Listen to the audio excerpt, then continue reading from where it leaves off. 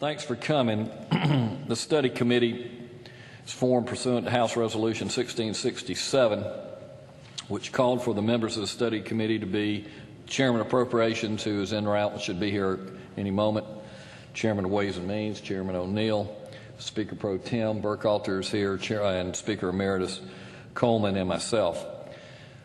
The real purpose behind the study committee, and we're just going to meet today, is to discuss and hear from various members of the agencies on behalf of the House if there is merit to changing the date of the fiscal year of the state to coincide with the federal, which I believe is October 1st. Speaker Emeritus Coleman, who served as distinguished chairman of appropriations for many years in this body, I'm going to ask him if he would to start our meeting with just some background to some of his thoughts in this area, which really sort of originated us taking an afternoon to look at this, and then we'll hear from some of our agency people. Mr. Speaker. Thank you, Mr. Chairman. Actually, the concept of coinciding the state fiscal year with the federal fiscal year started with a gentleman named Pete Hackney. Many of you might remember Pete, who was legislative budget officer for us in the legislature for maybe 30 years. Started out when Lester Maddox was governor under George L. Smith, and he was the only employee at the time, and he had an ad machine at the time. I think it was a manual adding machine when he started the legislative budget office. But he often sat down in his office after the session was over and had these ideas, and almost all of them were good. This may be one that, depending on the will of the committee, Mr. Chairman and members, turns out to be good or bad, just depending on how you hear the discussion you hear and the testimony you hear. Pete told me about 3 reasons that he felt it would be good. First of all, he felt that coinciding with the federal fiscal year always gave us an even start with federal money. Even though Congress hardly ever meets the deadline for passing authorization bills, they all are effective on October 1.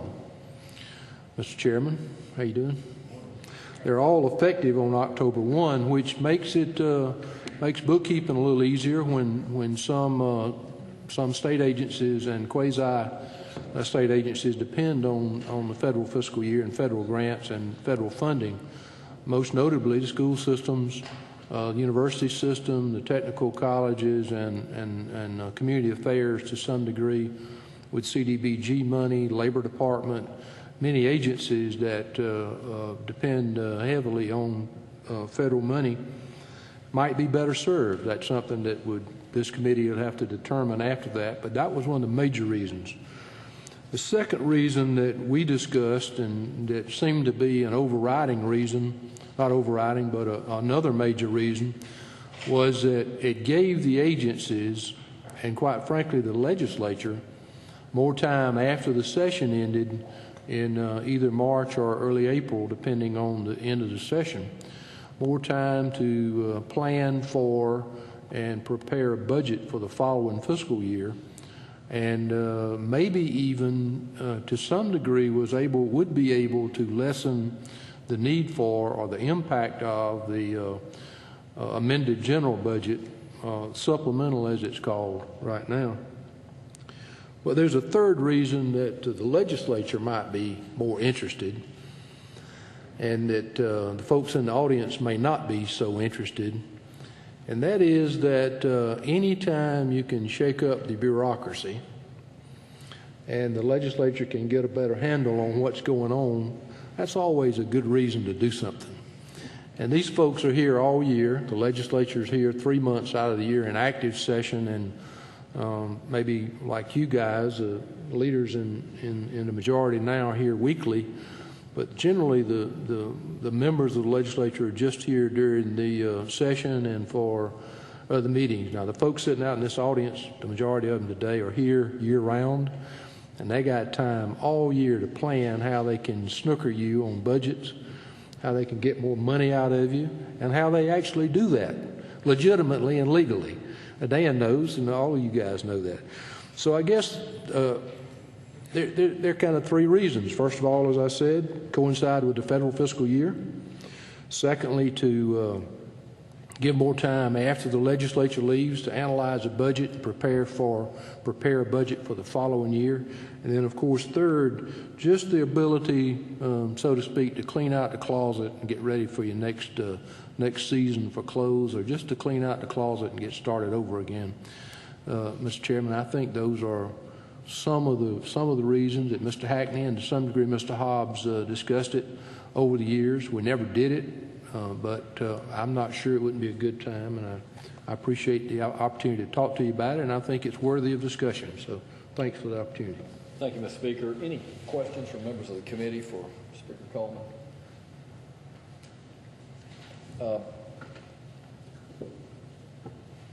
Speaker Coleman, one of the things that has come to my attention since we did this was, I guess one of the primary reasons for the midterm adjustments because of the adjustment in public school enrollment.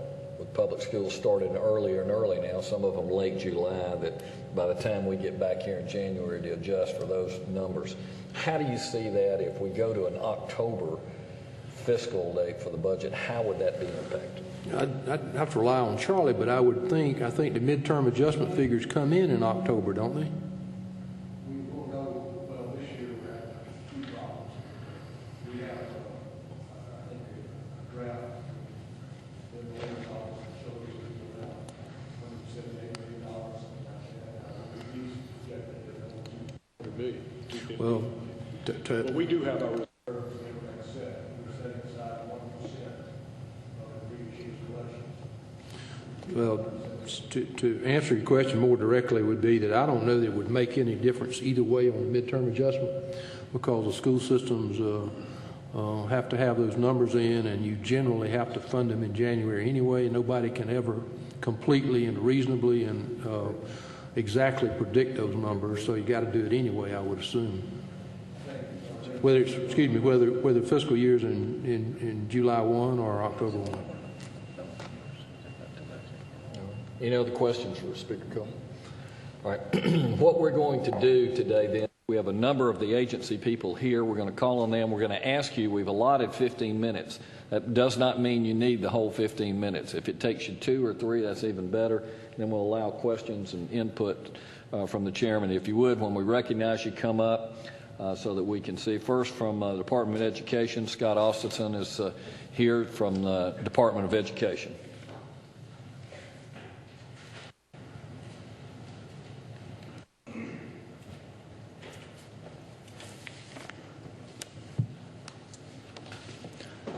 Good afternoon. You can just come right up here, John. I think that'd be technical questions. I appreciate y'all meeting to discuss this. And Mr. Speaker, if I may address that last question, which related to the midterm count, I would confirm what your conclusion, which is it probably wouldn't make any difference. Currently, the budget is set in March, or set in February, March during the legislative process. So the beginning budget is already set prior to the students even showing up in September, in many cases August, and as a result, we have to make an adjustment based on the FTE count in October. So even if the fiscal year were to start in October,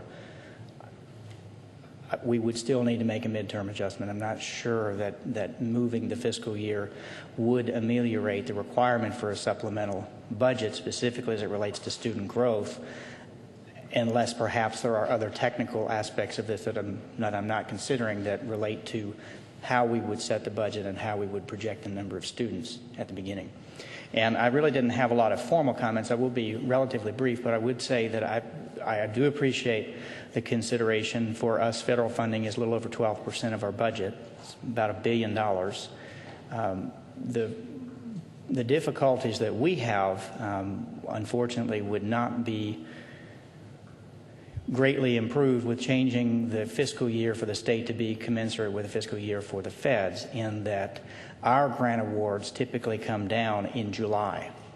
So not only are they not in October, they come down in July. And the feds, even though they have their fiscal year in October, the feds are really geared toward and this is my assumption, they're geared toward what is nationally a September start, August-September start, and so they try to get the funds down in July. The grant awards, that's when we receive our notification of how much money comes in. And that's really, I think, the most problematic part for us. And it's really accounting. It's not a big problem, but it's from an accounting perspective what I think you all would be concerned about, which is how do we make sure we have the right representation of the beginning budget as it relates to the federal funds that were coming down.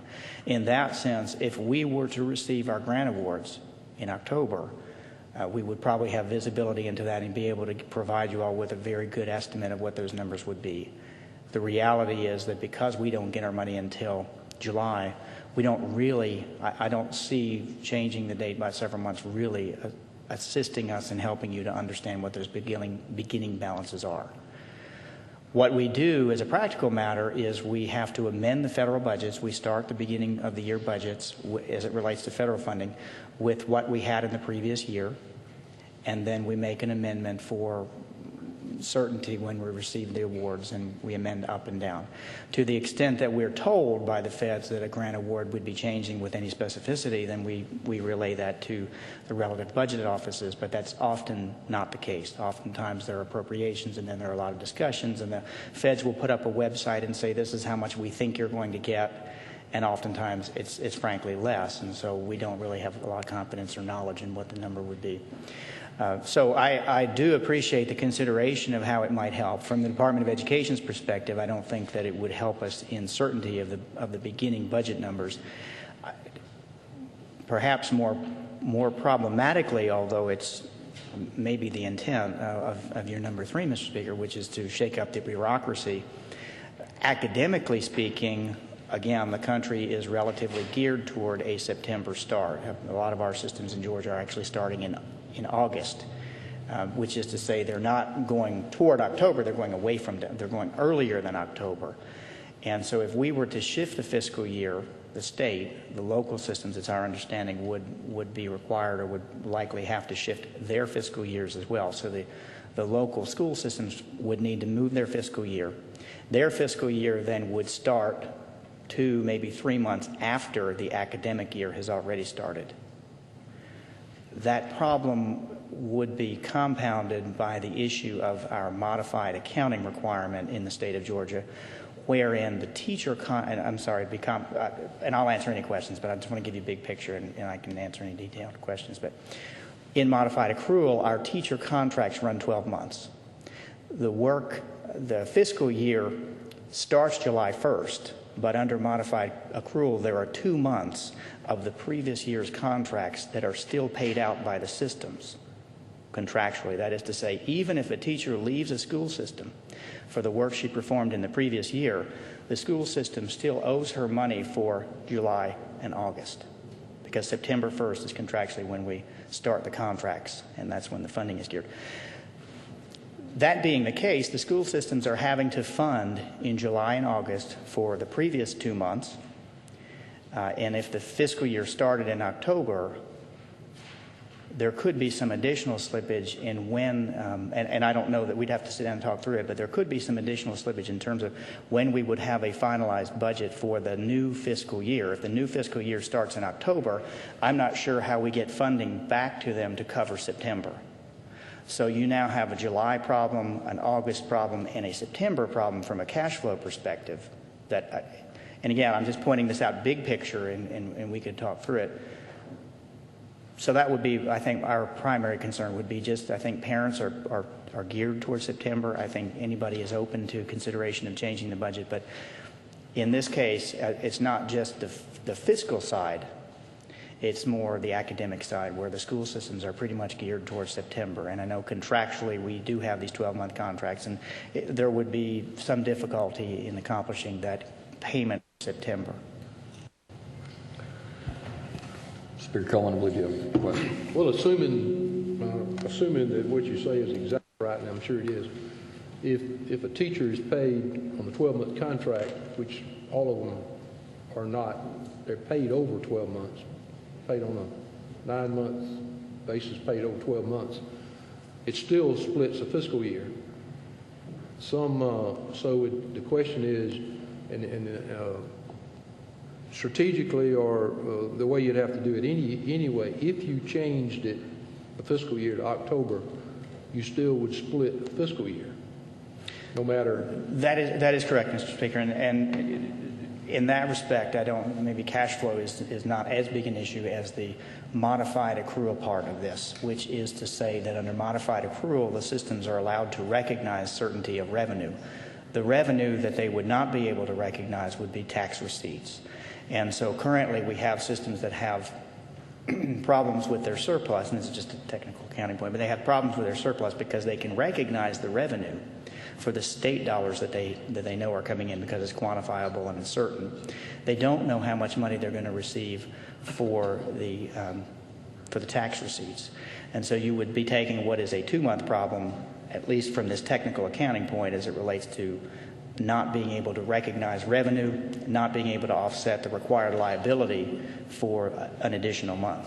What they would, because you'd have a budget signed by the governor sometime in April, generally, that they would know from April until October, they would know exactly how much money was coming in. And if this was implemented, the first year, you would just design a budget that included past the fiscal year, which would include July, August, and September.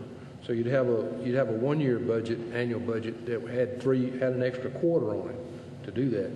But it wouldn't seem to me to make any difference whether you split the funding year on the front side or on the back side. And that, the revenue, the tax revenue you're talking about, unless I'm fooled, I believe generally they set the levy in the spring or summer, fall at the latest, and begin send out tax notices and have them in by January 1.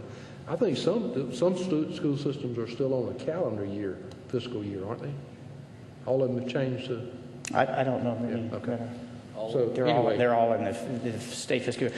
I do agree with your point in that there would be ways, and I appreciate that comment because we'd be very happy to work with you all to make sure that it would be structured. The point is that from an accounting perspective, there needs to be the certainty of that budget. And in my thought process, if you start school in August, which a lot of them do, you're starting to make payments for this year.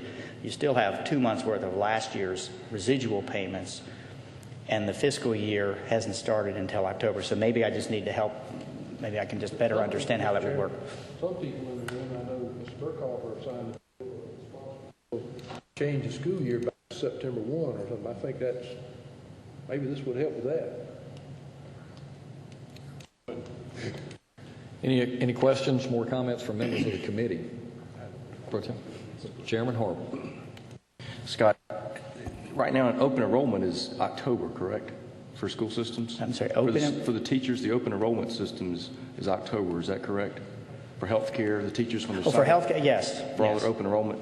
Yes. Now, so that adjustment is made during the fiscal year or during the school year? Well, because if they make the choices, that will adjust somewhat. Isn't December when they're talking about too? Well, it is October, and my point would be that perhaps you could talk to DCH, because I know State Health Benefits is looking at some direct pay, and there may be some consideration of timing there, and I'd rather defer to them. Currently, the open enrollment, the employer share. Because they've changed the calendar year to a calendar year on our healthcare plan. All right. So they're going through open enrollments in October. So there's adjustments made there, aren't there, with the school systems as far as the impact to their budgets? In the for the employer portion. Right. Right. So the employer portion follows the fiscal year. The calendar year would be a contribution by the employee, which is about 25% of the bill. Okay. So, but there are some adjustments having to be made then because of that happening in open enrollment being in October. And that's in the middle of a fiscal year. There would be some adjustments, and again, I think it would really be, we follow DCH. We'd have to defer to what State Health Benefits would mandate. Currently, it's October, and I know they're looking at some other things. So really, whenever we have the fiscal year, there are always going to be some adjustments throughout. Whenever fiscal year we could starts. probably, I don't want to say never. You all could probably structure something and we could help you, but currently I think there would be a big exercise in figuring out how to But I mean, deal with any what I'm saying is it uncertainty. happens now, and if we change, you're still going to have it. So That's correct. It's not It would make it better. It's not that not having worse. it now. As it relates to the healthcare, which is about 28%, it would make it. I think it would make it better to go to October. So there are certainly some benefits to doing this. I didn't want to just come out of the gate with the negatives, but in the interest of time, I thought I'd point out the two areas that we thought would be most problematic. Another benefit, of course, would be that by having the fiscal year end on the same date, the grant period. Currently, we have grant periods where we typically end in end of June, by July 1st. And then there's that period from July 1st to September when the actual federal grants end. And so we mechanically manage that so that we reauthorize and we reallocate it so that they can continue to spend. That would actually be made better by this if you had a clean date of end for both the state and the feds. Thank you.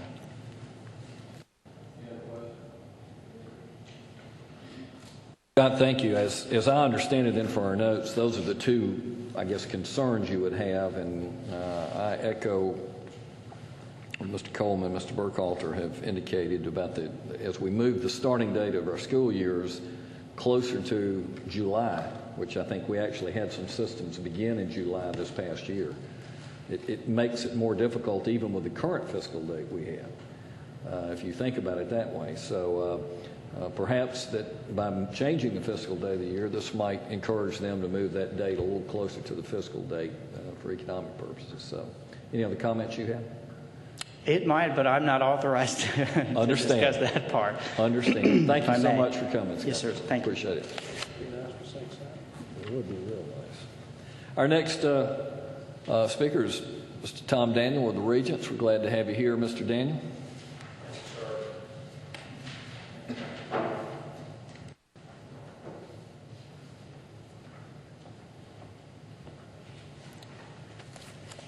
Thank you, Mr. Chairman. Jim Flowers is handing out some information to you and your staff.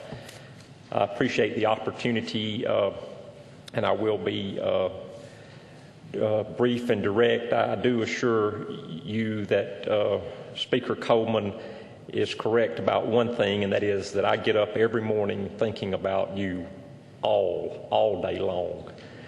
And I do that regularly.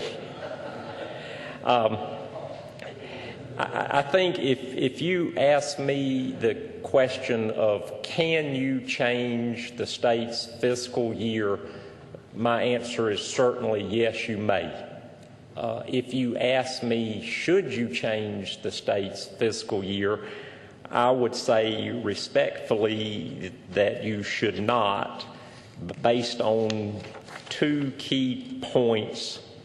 One is 46 states share our current fiscal year of July the 1st to June the 30th. And you can see in our handout there the 4 other states.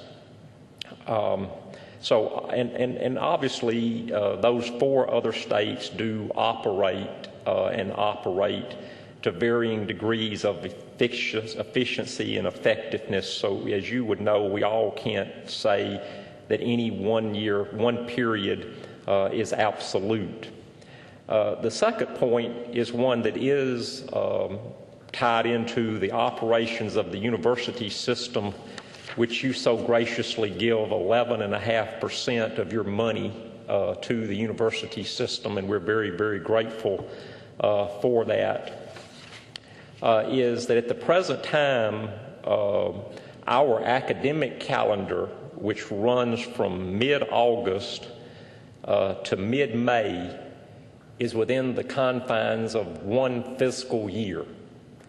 If we move to a fiscal year beginning in October, of course, our academic year would then be in 2 fiscal years.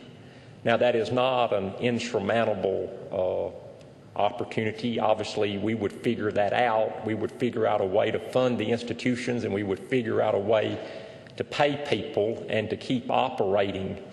But if you ask us, we would say that it would be easier for us to operate within that one fiscal year.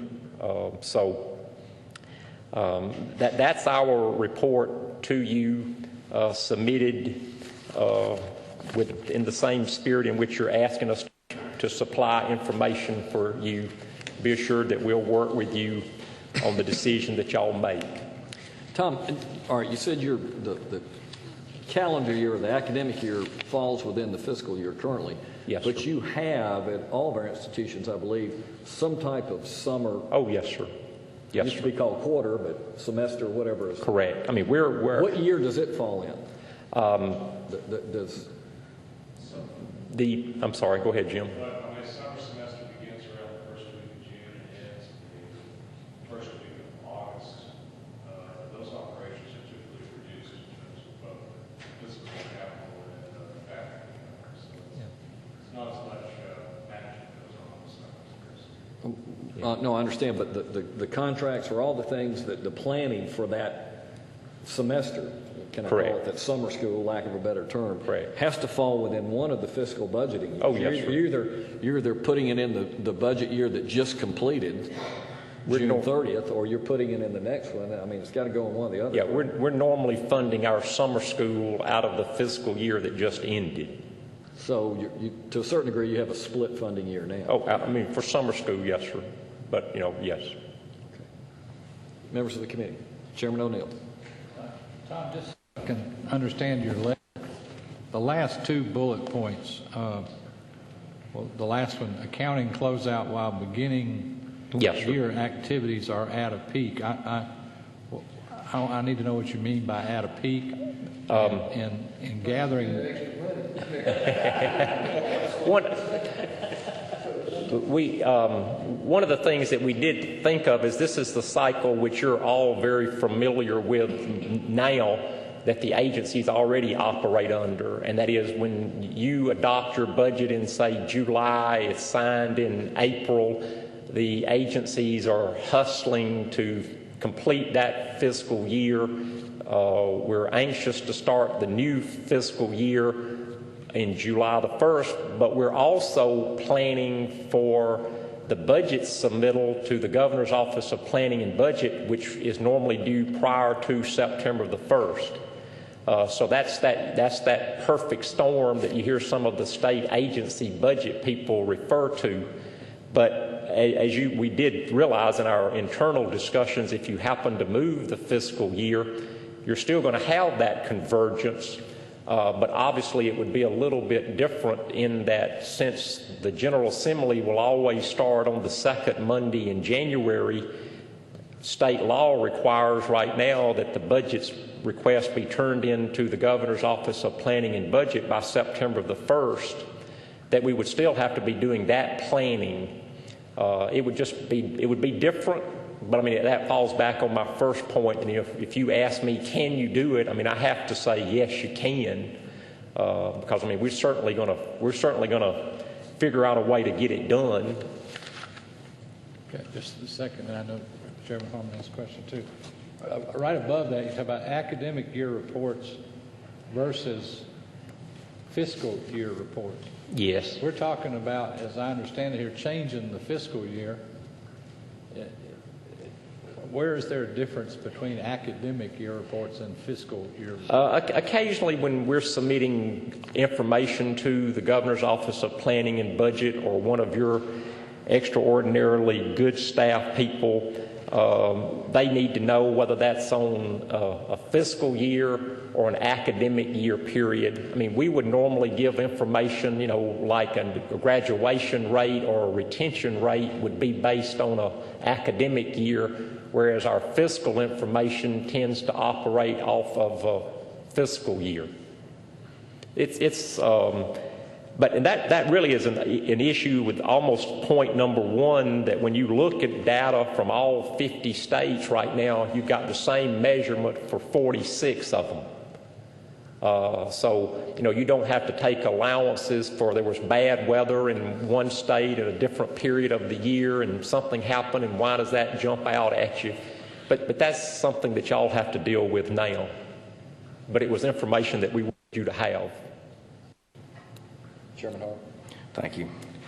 Tom, good morning. Hello, sir. Or good afternoon. Quick, just want to go back real quick. You said that you're planning now in September for a January to have it ready for us. But you're planning for your July budget, correct, for that begin date of July? The September numbers you're turning in are for the following fiscal year, which begins July. Yes, sir. So really, if we were to change the fiscal year begin date, you would probably actually be planning in May or June or somewhere in there. You'd have to have it in time for that. It doesn't really matter when the legislature meets. It's just you're planning for that. So we'd actually probably be planning at a little less hectic time, wouldn't you, in June? It could be. I mean, one of the things that we thought of is obviously when we're working in that May, June, July period to submit our budget requests to the Governor's Office of Planning and Budget by September the 1st, the beginning of that fiscal year is 9 months away. Right.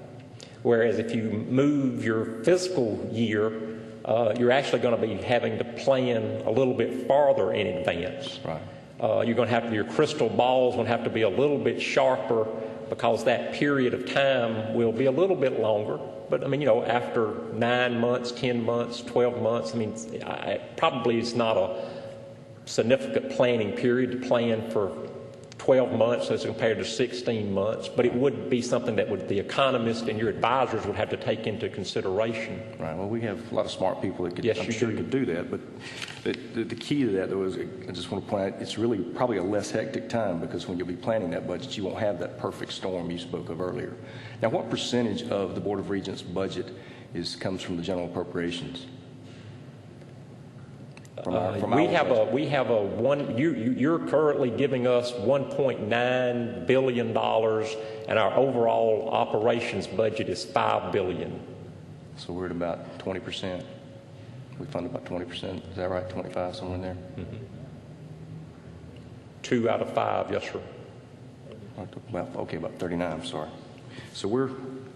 So the rest of it is brought in from tuitions, brought in directly from the Board of Regents. It's directly appropriated by you.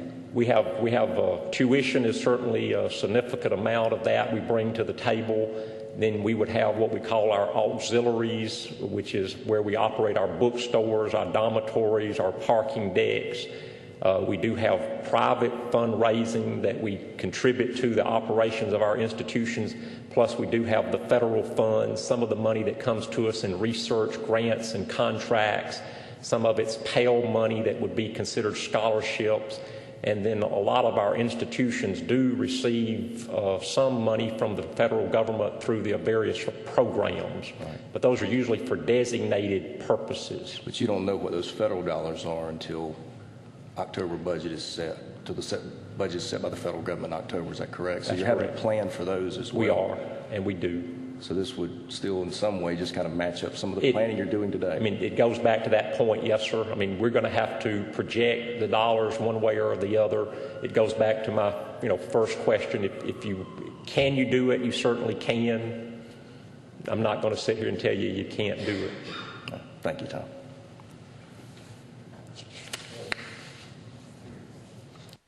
Speaker Pro Tem. Thanks for being here today. Yes, sir. Nonetheless, and probably a repetitive question, but about planning and forecasting a little bit. And what percent of your funds are federal? Just curious.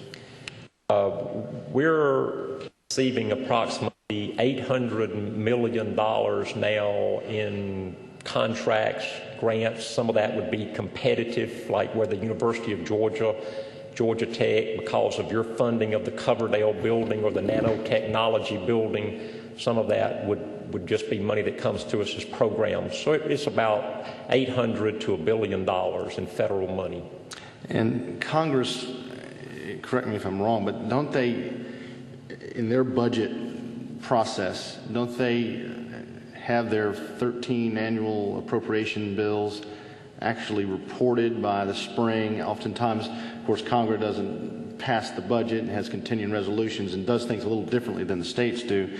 But are you not playing a pretty good guessing game on $800 million as well as to if in fact it's going to be there? And I mean, so you have a similar set of guesstimations you're doing, whether it's whenever the fiscal, yes, you're always having to project and plan accordingly. Yes, sir. Okay, thanks. Yes, sir.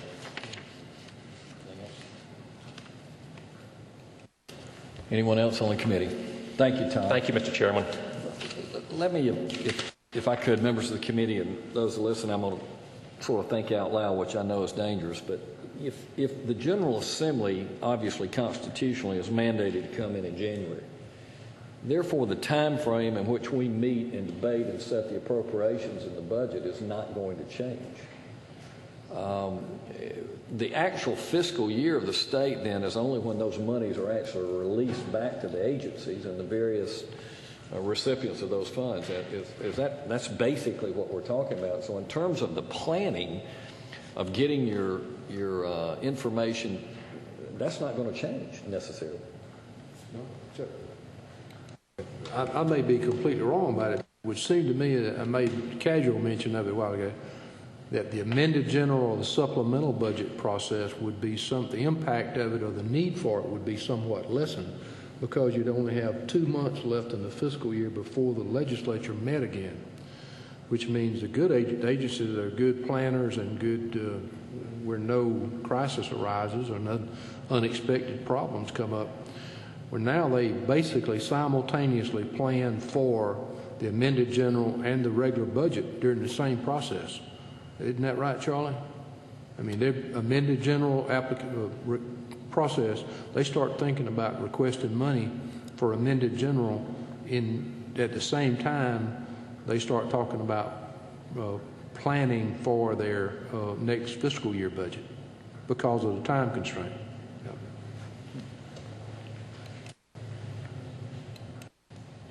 One of the concerns has been, and both Mr. Coleman and Mr. Harbin here has both shared the appropriations, as the budget for this state grows, and it is growing tremendously at $18.5 billion. Am I close now?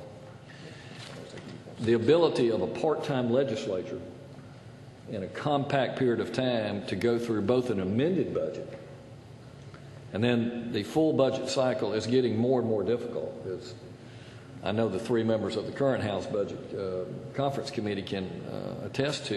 It puts pressure on both chambers for us to get the governor's budget in, the House to go through the process, first on the amended budget and then the big budget, and get it to the Senate and then get it through the conference process continues to be a problem.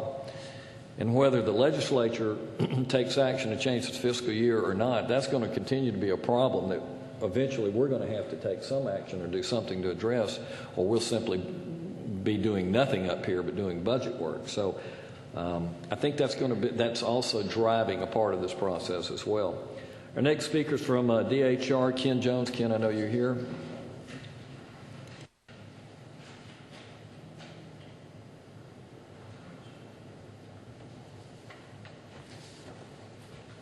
Mr. Chairman, members of the committee, let me, on behalf of B.J. Walker, say it's a pleasure to come and speak to you today on changing the fiscal year. I don't have much to add to the conversation from the prior people who've spoken today, but the one thing we can say is that there probably would, from a federal reporting or state reporting, that probably would be a good thing to switch the year for that purpose. However, as we've talked about internally in the department, that's the only gain that we would have. And let me give you one example that we have. In DHR, we have about 1,700 contracts. And they're not all based on the federal fiscal year or the state fiscal year. So really what you got is a combination. If all those contracts that are on state fiscal year get moved to the federal fiscal year, we are bombarded with 1,700 contracts to get reviewed, renewed in a timely fashion. And that can be a problem when some people question our timeliness now with the contracts currently going on. So looking at one of those issues there. Also, the problem that we have is with the federal government, and Mr. Coleman mentioned it earlier, was that even though they passed the budgets in October 1, a lot of times the resolutions aren't passed or official until sometime throughout the year. So again, as far as changing the fiscal year for the state, I don't know if that's going to change anything, because a lot of times when they pass those budgets, it's not effective October. There are some, for our grants, I'm not sure about the other agencies, but some of ours, they may have it effective at a particular point in time that they approved it. Such as some of the actions that took place in the DRA last year. We had plenty of those. Some was in February, some was June, some was July, some of those kind of things. So again, just changing the fiscal year wouldn't make any adjustments to improve our position in those kind of activities. Other than that, that's really, I think, Mr. Daniels and Mr. Austin, I can pronounce the name correctly, I think they really kind of pointed out some of the issues that we have as an agency. You know, we do rely on a lot of federal money. About approximately 50% of our budget is federal money, about $3.5 billion total. So we do rely on them heavily. But again, just in the fiscal year, I think wouldn't really improve our position as far as administrative adjustments. All right. Any questions for Department of Human Resources? Mr. Cole?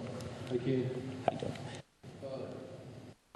When is your cost of living raise effective, generally? Well, I think it's been adjusted to January now. The last year or two has been January. How much now? I know you have a separate category. I assume you still have a separate category for per diem fees and contract? Yes. How much is it? Top of my head, Over 20 million at one time, and that was before the contract with Mental Oh, well, Health. contracts got separated out, so the contracts is way over 300-400 million in contracts, yeah. Per diem, I can't remember that number, top of my head. The 300, the contracts was basically. Yes. So, Right. which meant if you change the fiscal year, then you'd have to go through and maybe renegotiate all those contracts, or at least change them somewhat. Yes. The terms of the contract. Yes. Through the negotiation period. It would be a good thing for the legislature to see where they are.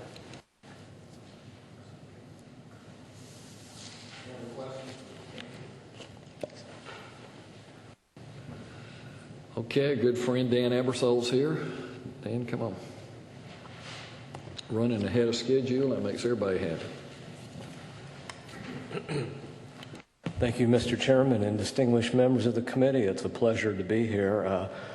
The Office of Treasury and Fiscal Services is the state's bank. Agencies collect money, they remit the money to us, we invest it short term, and we give it back to the agencies to spend. That's our reason for being here. We're bound by the Constitution, which says no money shall be drawn from the Treasury except by appropriation by law. You all pass the budget, then OPB allots the money, and as soon as an allotment is provided, that's the authorization for the agency to draw down the money from us. So it really doesn't matter when the fiscal year starts from the operational side. So I don't have a dog in this fight. Will, just in the spirit of the other presenters, express one concern, and that is to think about the transitional. When you go from July to October, there's going to have to be either a 3-month transitional fiscal year or a 15-month transitional fiscal year. I think you would want to go to 15 months, because if you go to 3 months, you'll have all these 3-month contracts, and we get into all the issues about multi-year contracting and restrictions. But other than that, as long as an agency is authorized to draw down the money, we give it to them. Thank you. You feel strongly both ways, then I mark you down for that. State Accounting Office, Lynn Belinga, or there's Lynn.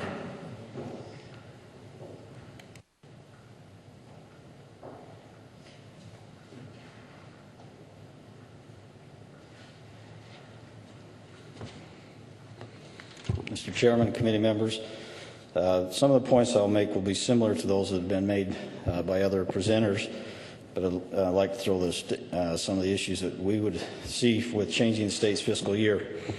Of course, the accounting systems are configurable, can be set up to have a fiscal year as you define, but it would create the transition that's been discussed, and that would require some lead time and some testing, so you would have to have at least a year lead time to make that change, to identify how the impacts of having a 15-month or a 3-month year, because county systems aren't used to having 15 months and 3-month years, so that transition period would be an impact.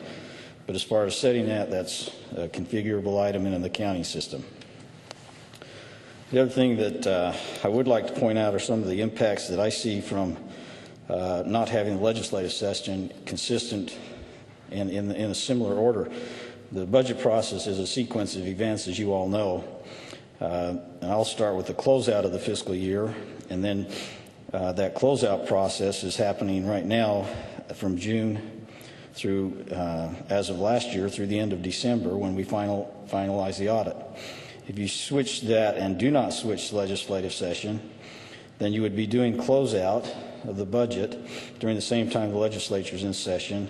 So the auditor's time and many of the agencies' time, who also are required to be involved in the budget process in legislative hearings, would also be very concentrated on closeout process. And then it's not an easy process. It takes a lot of time and effort on everyone's part. So you have a real conflict of ability to do the same thing and everything at once when it comes to closeout. You'd be overlapping a fairly significant period of time.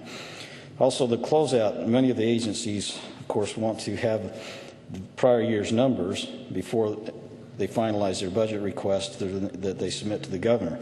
This would be, of course, not possible if you didn't change the legislative session, because they would be required to submit budget information before they had the current fiscal year closed out, which gives, again, less data to make your decisions on to request your next fiscal year cycle. So you wouldn't have this current information. We found this year, with some of the challenges we had of implementing a new system, delaying that process had a significant impact on our agencies being able to complete and finalize their budget submissions. So we know from experience that that's not a good thing. Of course, people need time for these overlapping issues. The appropriation bill, of course, we need time to get that set up and prepared and put into the budget system and the county system for budget monitoring. And of course, if you didn't change the fiscal year, we'd have a lot more time to do that. So I guess that would be the one plus side, is you'd have much more time to get your budget prepared. So I think it's important that we consider all the sequence of events, not just the budget preparation, but the closeout of fiscal year, the audit process. I might just point out, right now, historically, I'm not sure that it's completely true now, but historically, governments have been in kind of a low cycle for CPA firms, and some of our entities are audited by CPA firms. You would put them into a different cycle for the CPAs that support them, which may put more demands and more availability, may be more questionable because you put them into the tax season, a lot of fiscal year ends for corporations or calendar years, so they would be competing for resources in a different section of the year, which I can't tell you will be more expensive, but it certainly has a potential of increasing audit cost. And of course, there's the issue of coordinating fiscal years. We report as a state entity many authorities, regional education service agencies, the REISs, and the foundations with colleges and universities, all of which currently have fairly consistent fiscal years with the state of July through June. If we changed, we would have a similar situation. They would either have to change or we'd have inconsistent fiscal years. And not that we can't report inconsistent fiscal years. The county standards do allow us to include fiscal years from part of the reporting entities that end on a different time. But it does create challenges in coordinating that and complicates that process a little bit. And some of those agencies you may be able to control, some of them you may not. The foundations, of course, are controlled by boards, and they decide when their fiscal year is. So that has an impact and hopefully would be coordinated if this were changes. And each one of those would have the accounting issues and the cost or not a cost or whatever cost might be involved with that transition period as well. One of the other points I thought would impact our agencies was that currently when an agency closes out the state fiscal year, they have to worry about all they have to worry about is the fiscal year closeouts, quarterly reports for federal reporting. But if we move them to be consistent, then they would, the same staff that is closing out, or maybe not the same staff in every agency, but very similar workloads, increases would be impacted as there, because you have to do all of your closeouts, as was mentioned by one of our departments, your contract renegotiations, close out of the state fiscal year and close out of the federal fiscal year, making it much more difficult to have timely financial reporting. You would have so much workload that it would be much more difficult to complete all of the tasks in that one short time frame. Those are some of the key points I thought would be important to make on the impacts I think it would have on the state. Thank you.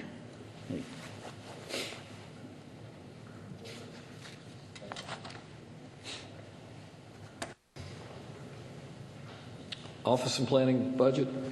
Y'all hear Susan? Are they here yet?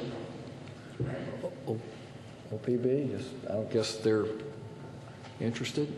All right, that's good. Community Health, Carrie Summers. Community Health. Is Community Health here yet? All right. About Transportation, Jamie Simpson.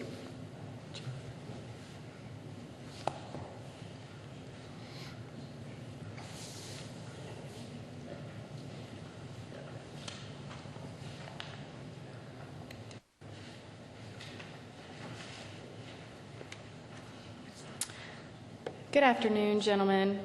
I'm Meg Perkle. I'm not Jamie Simpson, and I'm the Director of Administration at the Georgia Department of Transportation. So thank you for the opportunity to comment on these pros and cons of the possible change in the state fiscal year. And I hope the information I provide will be helpful to your study.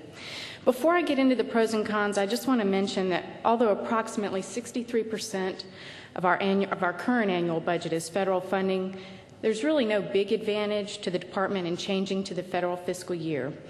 And this is due to the unique nature of how federal transportation projects are funded, and I'll explain briefly. Federal transportation levels are appropriated in multi-year transportation acts, and so we're easily able to budget, and we have a good idea of how much federal money to expect on an annual basis. The typical transportation project spans several years, so federal funds obligated in one fiscal year can take many years to pay out on a certain project. And the bulk of our federal funds we receive on a reimbursement basis after we have paid the expenses. We don't receive the money up front. Finally, federal transportation law allows us to advance construct, and that's a term in the law, projects temporarily by pre-financing the federal share with non-federal funds. So this allows us to bridge that 3-month gap between the end of the state fiscal year and the beginning of the federal fiscal year, and we don't have to wait for the federal fiscal year to start in order to begin obligating funds in that fiscal year. It's sort of a little pre-finance method we can use to bridge that gap. So for these reasons, the current gap doesn't really impact how we do business, but if we were to change fiscal years, I'll briefly discuss a few of the pros and cons. The first issue I have for consideration, which is not really a pro, but it's kind of a neutral impact, but if we were to change fiscal year, the current congressional district balancing law would not be impacted because that is based on the calendar year when the congressional districts are adopted. So that's good that that would not be impacted.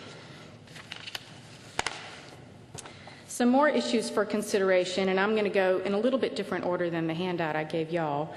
Some of the first things that would probably be expected by all the agencies going through the transition is that a new fiscal year would impact accurate comparisons of historical data from fiscal year to fiscal year, as well as quarterly data. And since Georgia Department of Transportation's work is very seasonal, our quarterlies do vary greatly within the fiscal year. All offices within the department would have to do a lot of reprogramming and rewriting of software and reports and queries, and this would require a significant amount of effort and may delay the availability of some reports and information in the transition. Also, one of the major impacts that it would have is the Statewide Transportation Improvement Program, which is our STIP. It's a document that's required by federal law, the fiscally constrained program of projects. It's published annually, and the development cycle is based on the state fiscal year. And when we develop the STIP, it involves a lot of coordination with local officials, our urbanized areas, the MPOs, the Federal Highway Administration, et cetera, and it also involves a lengthy public involvement process. And we coordinate the development of our STIP with all of our large urban areas, and they develop their own, what they call their TIPs, their Transportation Improvement Programs. So transitioning to a new fiscal year would involve a substantial transition in that whole development process and would also require all of the MPOs to change how they develop their local programs. And this may impact some project schedules in the transition year for at least one quarter. And finally, there are a few budgetary issues. Additional funding for the state general funded programs within Georgia DOT would have to be approved in the budget to cover the additional 3 months in the transition year, because we don't have a surplus of general funds to cover that extended quarter in the transition year. And currently, our budget is only less than 1% of our total budget is state general funds at this time. Also, because our budget is built off the previous year's motor fuel tax collections, additional funding for personal services, regular operating expenses, etc., in the dedicated motor fuel programs would have to be approved in the budget to cover that additional quarter during the transition year, because we only collect for that 12-month period and then we base our budget for the next year on that. So there would be a budget shortfall of a quarter of our annual expenditures in that transition year that we would have to work out how to bridge that gap. So although we do have a few more cons than pros, the department has basically a neutral stance. We'll work it out however we have to, depending upon the legislation. So, any questions? Questions? Ms. Coleman? No, go ahead. If the next legislature changed, just for the heck of the question, changed the way that you collect motor fuel taxes from a per gallon to a percentage basis, how would that affect your? How would that affect the department, the way you fund projects and the way you set aside money? Well, currently, a big part of our budget is the federal funds, and then it's matched with the motor fuel that's been collected in the previous year. So if they change how we collected the money dedicated to transportation, it would depend on the legislation, and I think, if it's a sales tax, I have no idea. It would depend on what's changed, if we still had motor fuel or not. So do you have any other comments about that, Angie? Yeah. We're looking at different options as to how we're currently funded and how we would bridge that gap if we were to change the fiscal year. And if that does happen, then we'll certainly figure out the best way to do that.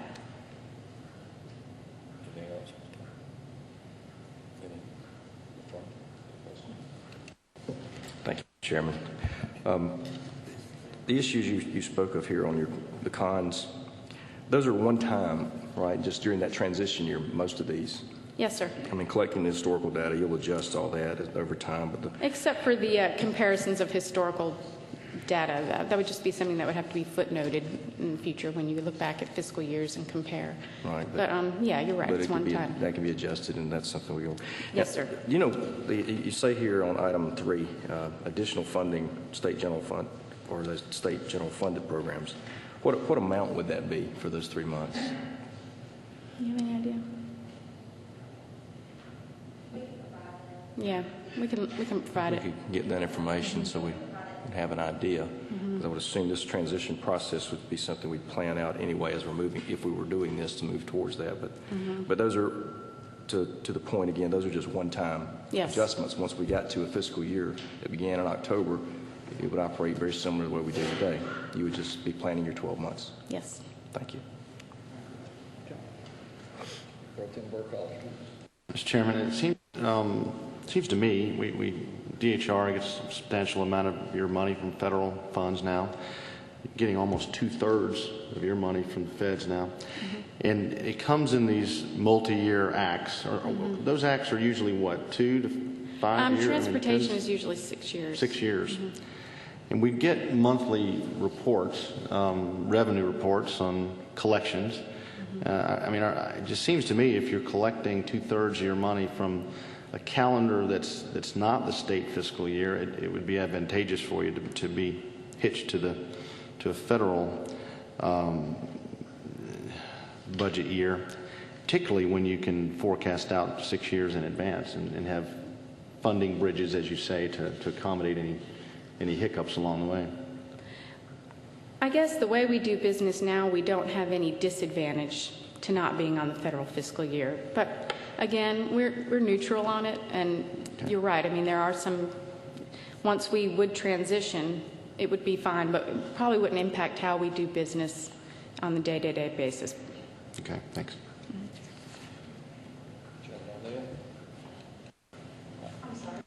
Well, actually, will be directed to you, but maybe our state accountant might also take a shot at this.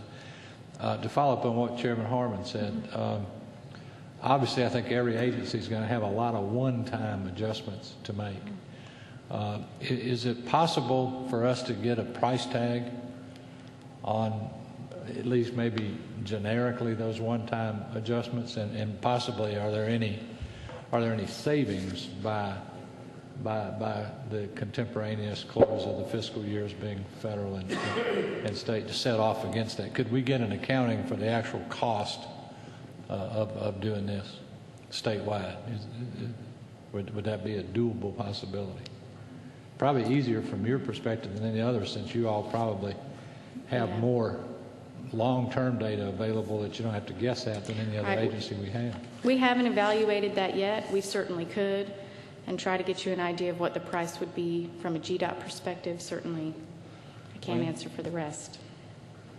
I'm not sure how doable it would be, but some of the points were made by some of the departments where they had renegotiated all their contracts.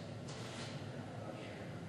We have to see any department that we can make those kind of estimates. As far as accounting system changes, we have to, that will be a matter of testing. You know, we can probably get some estimates on some of the internal capacity. Probably see if there's any impact on, or more of a magnitude question is on whether or not it increase audit costs or not. Right now, that's just a question that we have to answer. They check and see if a period of time makes any difference. But the biggest impact would be some of the agency systems or subsystems might be changing. So it would be a really massive information gathering process.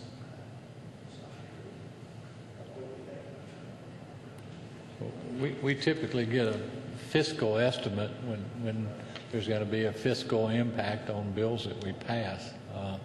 That generally comes from the state auditor's office, or at least under that auspices. Do you feel like, as a state accountant, now that it would have been very unfair a year ago to ask you this question de novo when you got here, but now that you've kind of gotten your arms around it, and by the way, done one whale of a great job for us, would this cost estimate be realistic? I mean, could we, if we chose to do this, would we get an adequate fiscal analysis that would contemplate all these one-time potential adjustment costs? And maybe that's another way of asking the question.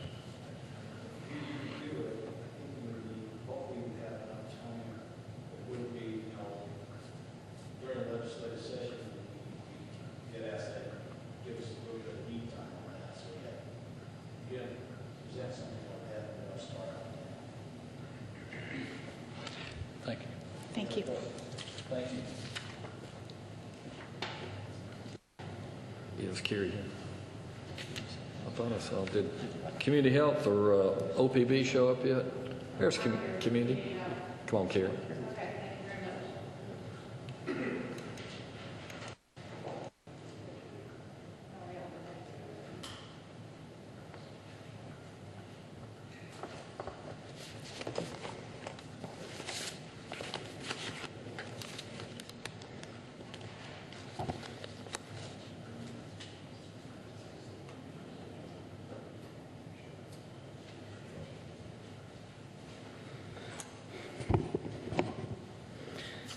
Thank you, Mr. Chairman, members of the committee. It's an honor to be here to testify before you today on this issue. I'm passing out a what I think is hopefully a succinct memo, which is hard for our department to do since everything we do seems to be pretty complicated. But I think surprisingly this issue we too are relatively neutral on. I've tried to put out or lay out for you a combination of what are the advantages, at least from our perspective, and then what are some of the disadvantages that you may want to consider. On the advantage side, and we are presuming that the General Assembly's appropriation process continues as it is. That is, y'all meet January through March, April time period. One of the major advantages of that is that agencies will have a longer period of time to actually implement budget items that are mandated in the Appropriations Act. And in particular, any of those items that require procurement, I think gives agencies a much longer time period to go ahead and develop that procurement go through that process, which can be time-consuming, and then have the appropriate amount of time to be ready to implement at the beginning of the fiscal year. I know, at least for our agency, many times when we do budget items that require such a procurement, for very big ticket items, we end up requesting those items not be effective until, say, January or sometime in the middle of the state fiscal year, because we are trying to accommodate for that lead time that is necessary between the point in time that the General Assembly gives us our marching orders and the point in time that the item is ready to go or the initiative is scheduled to be implemented. The second thing, and this is pretty specific to us, and unfortunately we had to deal with this one other time, and I hope it'll never happen again, but we ran out of money a couple years ago. I'm sure y'all probably remember that. On the Medicaid side, waiting for supplemental budget to be considered, passed, and then signed. And I think that certainly it is never our intent to be in that situation again. That was sort of unusual circumstances that particular year. But certainly by having the state fiscal year start in October, I think it gives us an opportunity for more time to take a look at that. And in the event that something like that is anticipated to occur somewhere down the line, we don't get to the crisis point where we're literally suspending payments to providers or just not paying them, which I'm sure nobody, I know myself in particular, would not want to be put in that position. And then item 1C is talking just about more from a selfish side of things, is for financial management staff that are working on both preparing, well, we're really doing 3 years of budget at a time. We're not only closing the fiscal year that we're in, we're starting the next fiscal year, and we're planning for the following fiscal year. So certainly that 3-month delay would allow us more time to focus on our budget development during the summer. As far as our relationship with our federal agency, and we're primarily, as you know, dealing with the Center for Medicare and Medicaid Services, or CMS, that funds both the Medicaid and the Peach Care for Kids program. I think there would help to eliminate any kind of confusion about what fiscal status is in relationship to those programs. And I'm thinking particularly of the Peach Care for Kids program, the SCHIP program, where there's dollars that are allotted to us on a federal fiscal year basis. And I think we've reported to the Appropriations Committee before concerns about us running out of federal dollars, and in trying to communicate some of those issues to the congressional delegation, there has been some confusion in the past on whether we're talking about a state fiscal year deficit or a federal fiscal year deficit. Certainly CMS is only interested in the federal fiscal year, and I think when we communicate to a congressional delegation that can get confusing, so it would certainly align those kinds of discussions. The third thing we wanted to point out are just some administrative efficiencies, and primarily related to reporting. We are reporting to the federal government quarterly for Medicaid and SCHIP and Peach Care for Kids dollars. We're not only submitting a quarterly projection of what we think we will need for allotment purposes, but we're also then submitting quarterly cost reports to tell them here's what we have spent and here is the reimbursement that we are requesting for the federal share of those expenditures. So the fact that we do it quarterly really doesn't make a lot of difference of whether we're reporting quarterly on a state fiscal year basis or a federal fiscal year basis. There are some things that, because of our accounting system being state fiscal year, we do have to make some conversions, and I think the advantage for us is, well, number one, we wouldn't have to make those conversions, and that certainly would reduce the opportunity for error, as well as help us to better ensure that our federal deadlines are met. The other administrative efficiency, which does tend to happen every year in the summer, is as we're closing out our state fiscal year, that closeout period takes a longer amount of time than just a typical monthly closeout. And of course, this year in particular was a little more problematic as we converted to a new version of PeopleSoft, and we were not able to. We had a problem with having timely reports to CMS for our April through June quarterly reports. So I don't think we would have that problem, obviously, if we were in line with the federal fiscal year. The last item is really an accounting item related to CMS. They look to us for reports on what are incurred but not reported expenditures. The state has that on the Medicaid on our financial records of how many dollars are out there that we owe, but yet we've not seen a bill for yet. Well, the feds do that too, and right now we calculate one IBNR per year, which is as of June 30th. That's provided to CMS. They would prefer to have one done for 9/30. Frankly, the cost is prohibitive for us to do that. Typically, that isn't a big deal. However, a good example was this year when we converted about 1 million of our members to Georgia Healthy Families, which is a capitated risk-based program, so it's full accrual. So that 1/4 difference in IBNR really had a big impact on the IBNR reports. So with an alignment of the federal fiscal year, we wouldn't have that issue. On the disadvantage side, again, assuming that we have no changes in budget submission deadlines, we would not have access to year-end expenditure totals nor surplus or roll forward amounts when we're doing budget development in the summer. For Department of Community Health, that's been very big in the last several years as we have been relatively creative in our healthcare financing for particularly the Medicaid program. And I see some smiles knowing exactly what I'm talking about, where we've had some prior year surplus that's been appropriated for roll forward and is used in the following fiscal year to cover Medicaid claims benefit expenditures.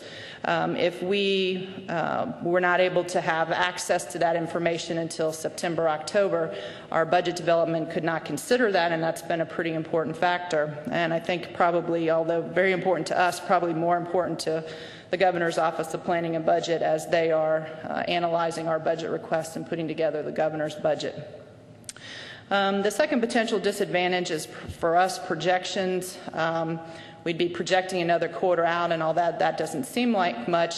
If you can consider when we are putting in our projections, say, for example, for fiscal year 2008 beginning next July, we're really using data that's at least a year, sometimes a year and a quarter old for projections. If you add another quarter to that, I think our projections may be a little less precise, particularly in our agency where things like population and economic indicators really have a significant impact, and those can change pretty quickly month to month.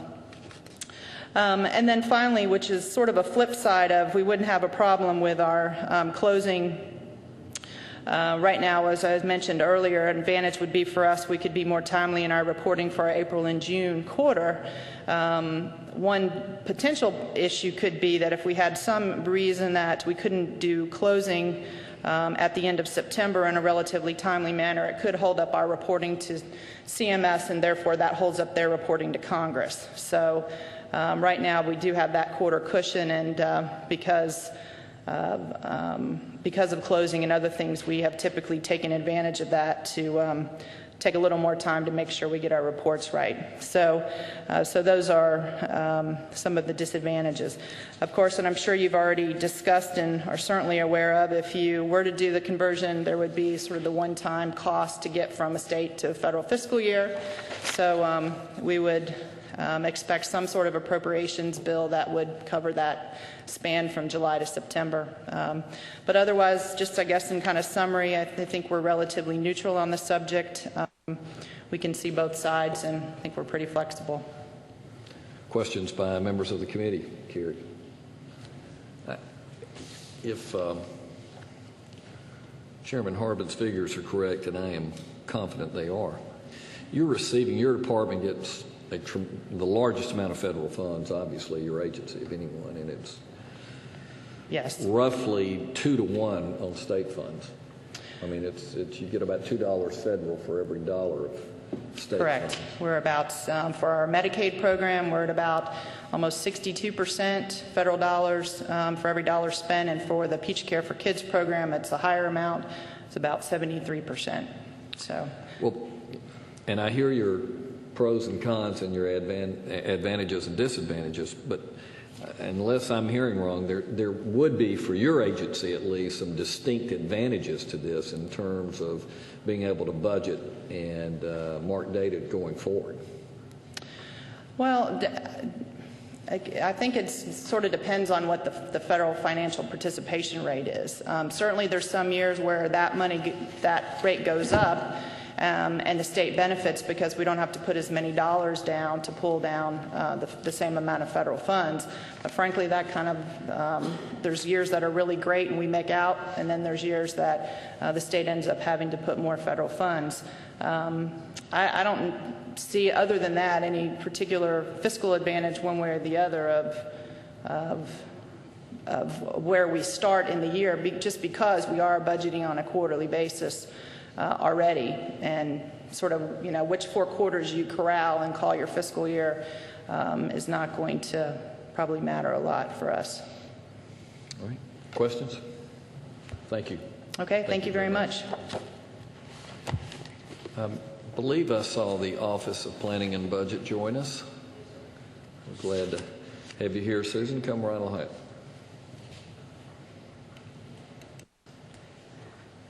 Glad to be with you all today. Am I last? No? Someone behind me? Okay. From OPB's perspective, I guess we don't really have any advantages that we see in moving the fiscal year, so I'll speak briefly to the disadvantages. I think you may have heard some of them earlier. I think from a system impacts, both on the accounting side and the budgeting side, we would need fairly ample time as well as resources to reconfigure our systems. But more importantly than that, it's hard to envision how the current schedule for other budget requirements could stay the same with a new fiscal year. Currently, the annual operating budgets are due May 31st for the agencies. Our budget recommendation, the governor's budget recommendation, is due the 5th day of the legislative session, and agency budgets are due no later than September 1st currently. So given the amended budget request and the annual big budget request, agencies need time to close their books, which would be September 30th, and then at least, the constraints from an agency perspective are pretty tight right now as they are. They've got a 2-month window after they close the books to prepare their budget requests. We would like to see at least that much time again, which would place the budget request coming in on December 1st instead of September 1st.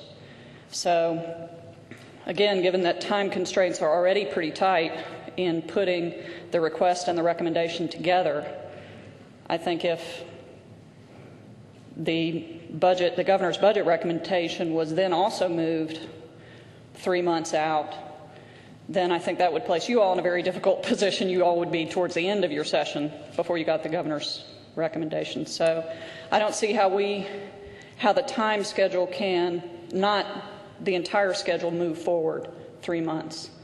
So that's the biggest hurdle I think that we see. And then given, I think, the way the mid-year adjustment for schools is typically funded, I think Scott's already spoken to that. So.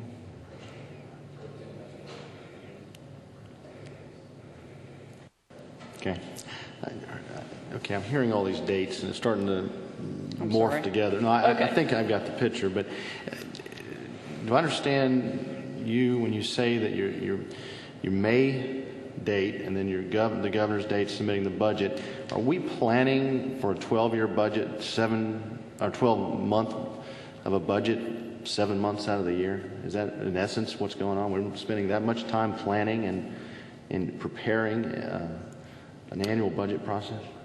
Well, the agencies currently, and I think this varies a good bit by agency, so I don't want to speak for all of them, but I think agencies are focused in the summertime currently on closing their books and preparing for the audit. And they have from June 30th currently, when they close out the year, to assess where they were in 06 to determine if there are any needs in the amended budget for the next year. So, we're a strong believer, as you know, the governor is a strong believer in an annual budget, but occasionally there are needs in the amended budget. Both that budget request and the budget request for the following fiscal year are currently due by law no later than September 1st. So I think if agencies are not closing their books until September 30th, again, they need time to plan and assess and prepare their requests for the next year. They would need at least the 2 months that they have now. So that would put the agency request not coming in until December 1st. Does that make sense? Whereas currently, as far as I understand that, but the planning of a 12-month budget, it sounds to me as if it's a majority of the year is involved in planning for the two different budgets. yeah, there's a good bit of planning as well as ongoing budget management that occurs throughout the year. Okay, that's and just a comment, really. Okay. Don't you make an allocation, a quarterly allocation to all agencies? Allotment, yes, sir. And you make that allocation at the beginning of the quarter? Yes, sir, generally. Sometimes more often. And if the impact or the need for an amended general request is lessened somewhat, wouldn't that give the agencies a lot more time to plan for the full fiscal year? I mean, it would seem that it would. I mean, less concern about making up the difference for 6 months when you reduce that gap from the end of the fiscal year to the time the legislature starts the budget process from 6 months to 3 months. Assuming you move the date of the required submission to coincide, and assuming that all this money we spent over the last 10 or 15 years on software makes it easier for the agencies to close out, it would seem like it would be easier to do, wouldn't it?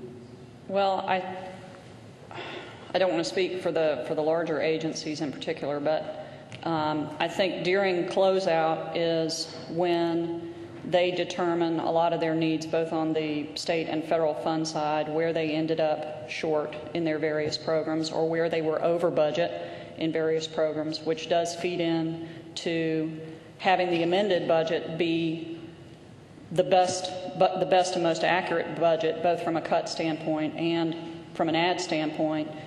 I think you take away that opportunity for them to have that closeout data available to them if you keep the September 1 deadline and they're closed 30 days later. They don't have the opportunity of the year-end numbers in order to craft their out-year request.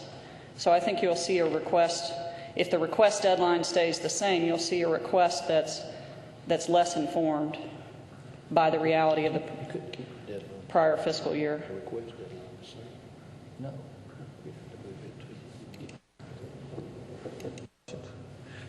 Susan? Yes, sir.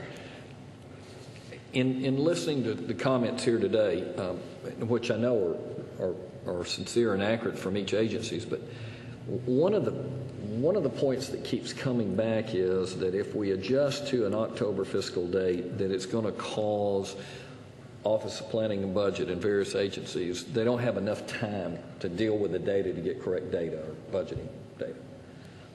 I want you just for a minute, and all of you, to put yourselves in the position of the legislators who are elected and who appropriate the money.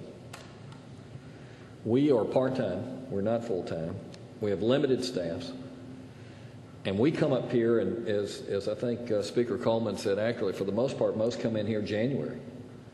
And in a matter of days, not weeks and months, but in a matter of days, has to react to both budget requests from Office of Planning and Budget, representing the governor, as well as additional information from all the agencies, the midterm budget and the full budget, and make informed decisions to actually appropriate these monies in that amount of time. And that is what we're trying to get some feedback on and an appreciation from those involved in this process.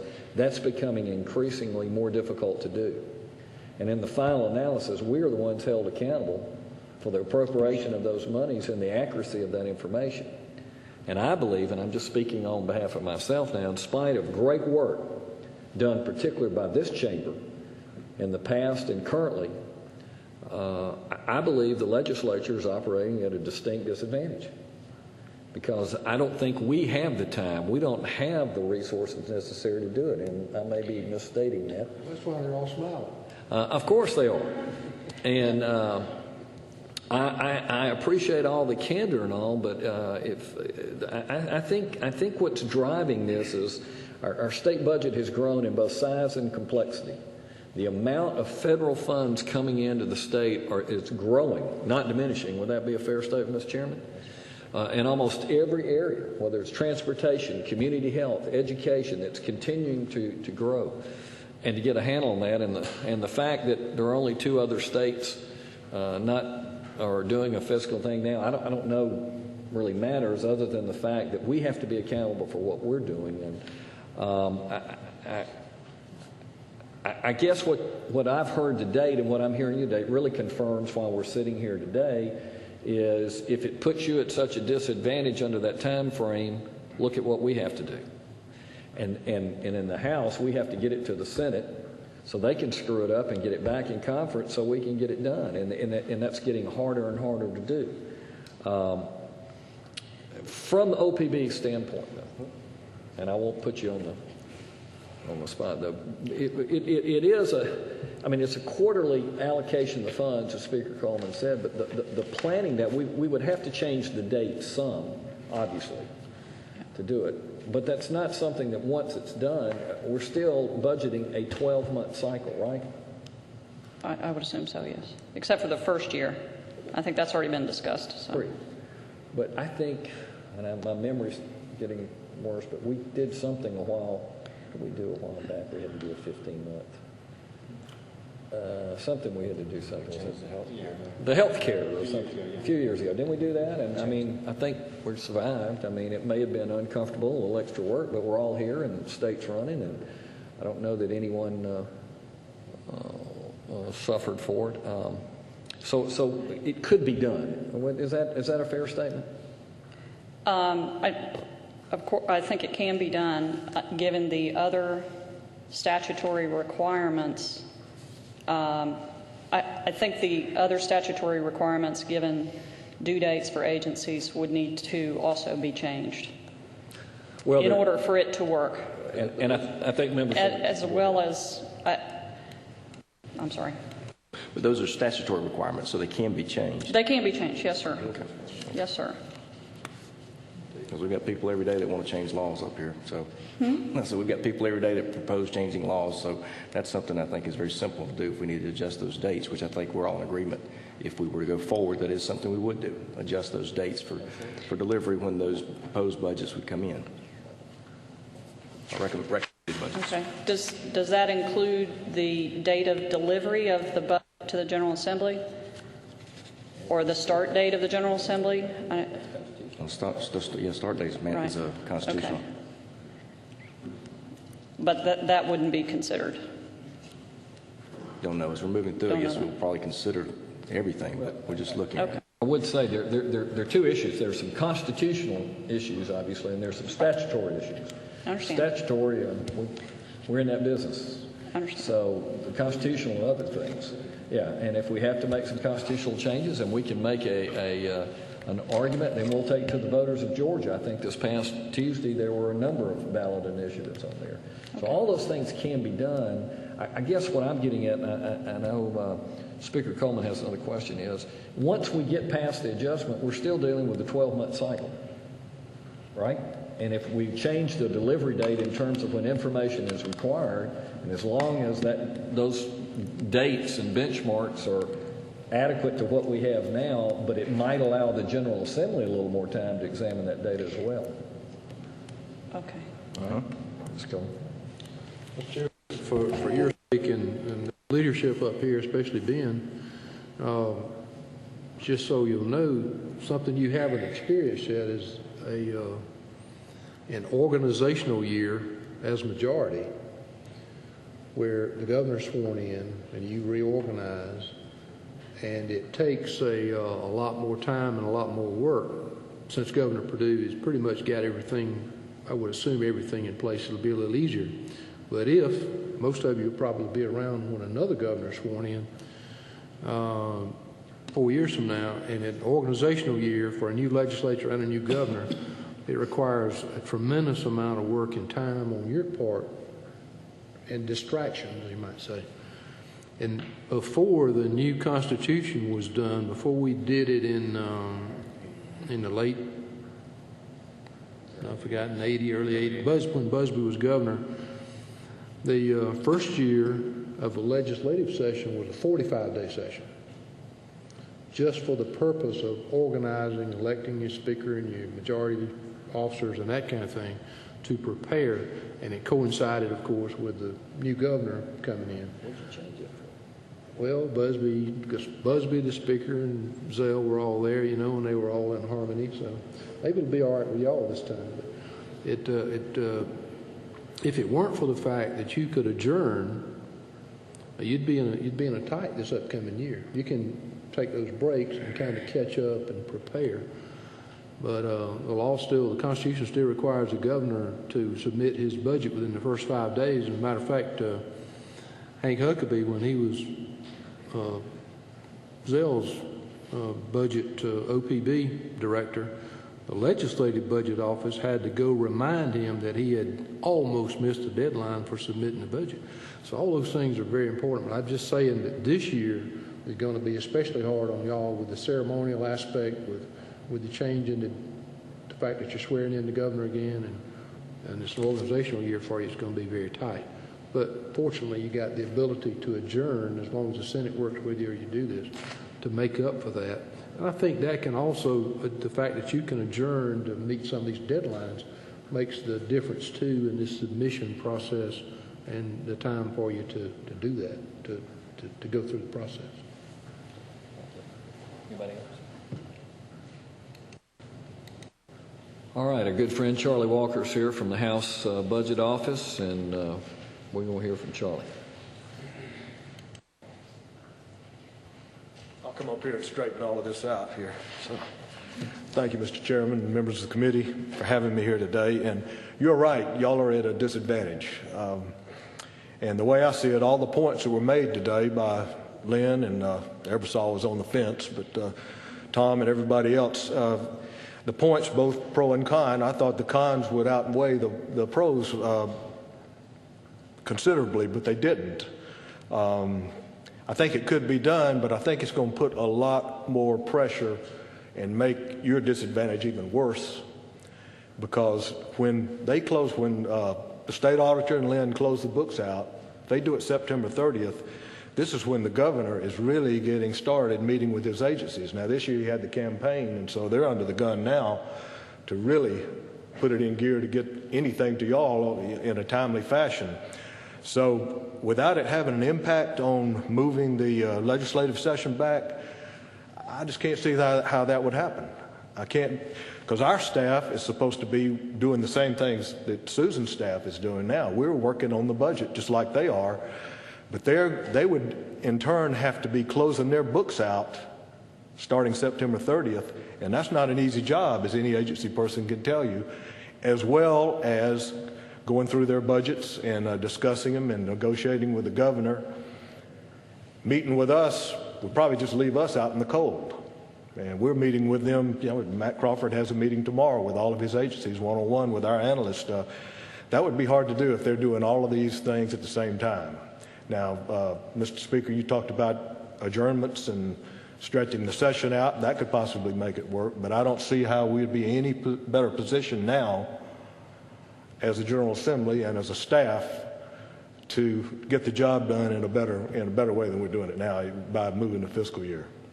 So those are my comments. All of the other comments were valid, and I agree with you. I think if we move forward with looking at this thing, we need to hire a consultant, hire somebody to look at it very closely, get us some good cost figures, and come back to us with some real recommendations on the effects. So that's all the comments I have. Chairman O'Neill has a question. Okay. Charlie, thank you for those comments. If it were determined that the fiscal year change were maybe not the best method to get more of a parity between the legislative branch and the executive branch, And as I'm hearing things, parity really is equating to more time for review and oversight. Could you recommend any other method that would help equalize the deficiency that the General Assembly now admittedly operates under with the rest of state government as we know it today? Well, it's an interesting question because the last 2 years, that Mr. Chairman Harbin's been chairman and Jack Hill chairman of the Senate Appropriations, we've been looking at that, trying, there was hope that we could have more input into the budget by changing the appropriations bill to program budgeting and expanding it, but we've had the debates on that. But as far as timeline, Chairman O'Neill, I just don't see that we don't have a good advantage now, and in changing it, I think would just make it worse. I really do. You could hire more staff possibly, but there again, the agencies only have so much time to devote to our staff and devote to OPB. OPB gets first priority this time of year, and then if they're closing out, then Lynn Valingo gets priority. And by the way, if we have to redo a PeopleSoft system again, probably going to have to put some money in the budget for a couple of bodyguards for Lynn, I think. So that's been we've had a tough time this year with that. So, well, Charlie, let me follow up if I might, Mr. Chairman. I understand the dilemma that we're under, but I think the answer was it's a hopeless cause. And I don't think we're willing to accept that. No, I don't as a resolution of this committee. To their credit, I'm tired of seeing 3 of these guys on this panel with 4-day beards and no sleep for a week and a half. I've been doing it 30 years. Grumpier than 3 goats, and then you tagging around trying to stay without killing somebody.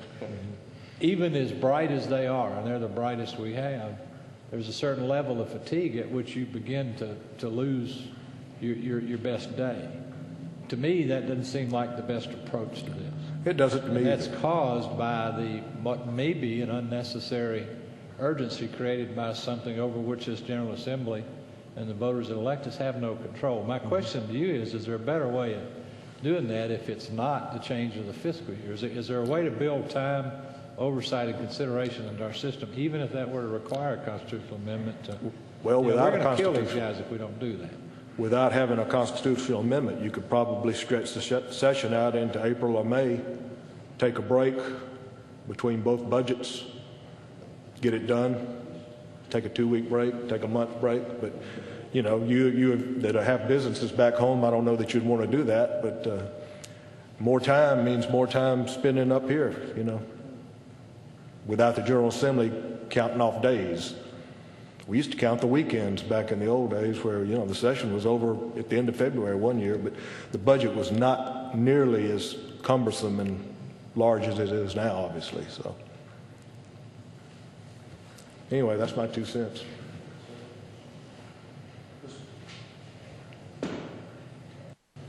Charlie, I won't ask for your opinion. Just make a statement. Mr. Chairman and members of this committee, I think that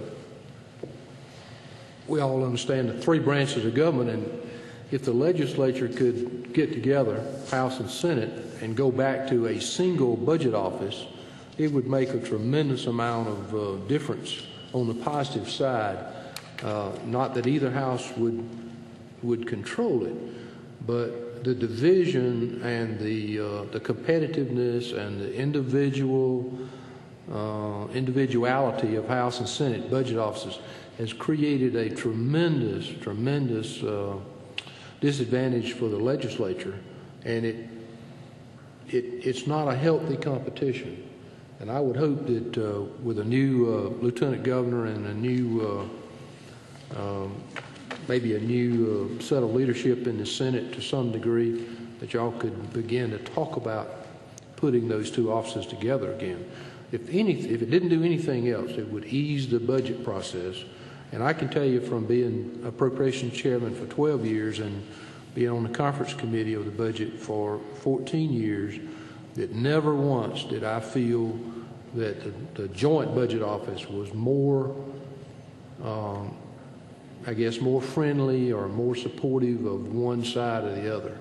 That it was always a healthy relationship and a relationship that was just a good thing for the legislature. So I hope that when y'all move into this process of planning for the session, that you would at least open that up with the new lieutenant governor and discuss it.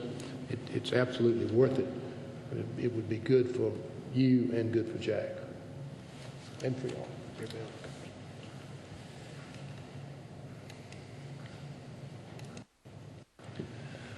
Thanks, Speaker. Thank you, Charlie. Jason, I'll make sure I hire you if that happens. Okay.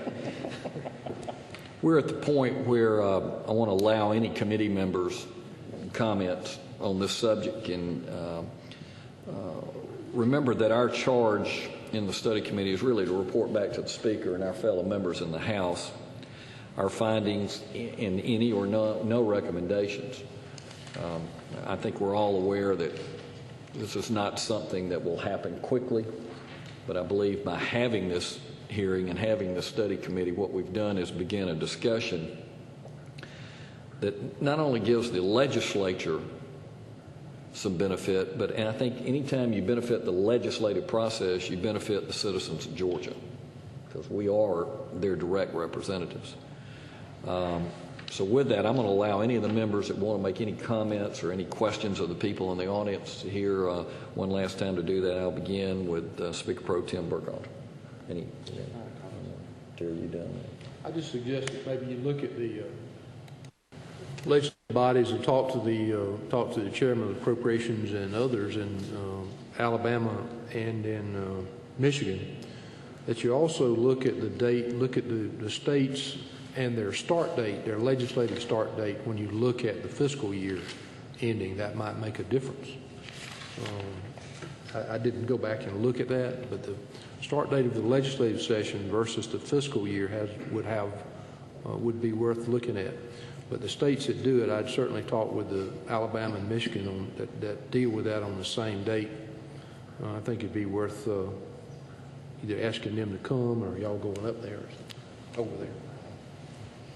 Chairman O'Neill.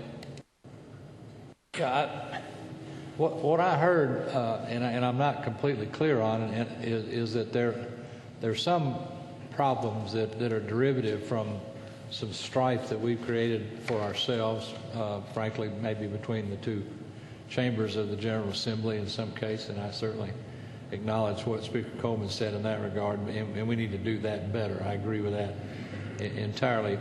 But when we went to zero-based budgeting in this state, I thought that was one of the greatest accountability features ever for the folks that elect us. I thought it was probably as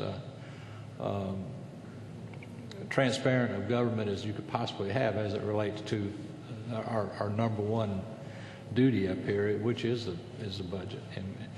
And I think just by the very nature of that's going to require a lot more time and a lot more oversight, because we're not just rolling over effectively what used to be 5 to 10% of the budget. Dealing with 5 to 10% of the budget and rolling over 90. We're starting with first dollar, presumably at least by design. I think we really need to look at giving our budget oversight folks that we rely on so heavily, like our conference committee and others on the appropriations committee, frankly, even with all the chairmen and the way we're looking at it, bringing them together, a lot more time for oversight than they're getting now. Otherwise, I believe it's just a train wreck, and eventually it's going to get off the track is my concern. I'm not sure at this point that the way to do that is changing the fiscal year. I think what we're going to find out when we look at other states is that a lot of them start their legislative session later than we do, that have the same June 30th close, so that's 6 to 9 months rather than 6 months.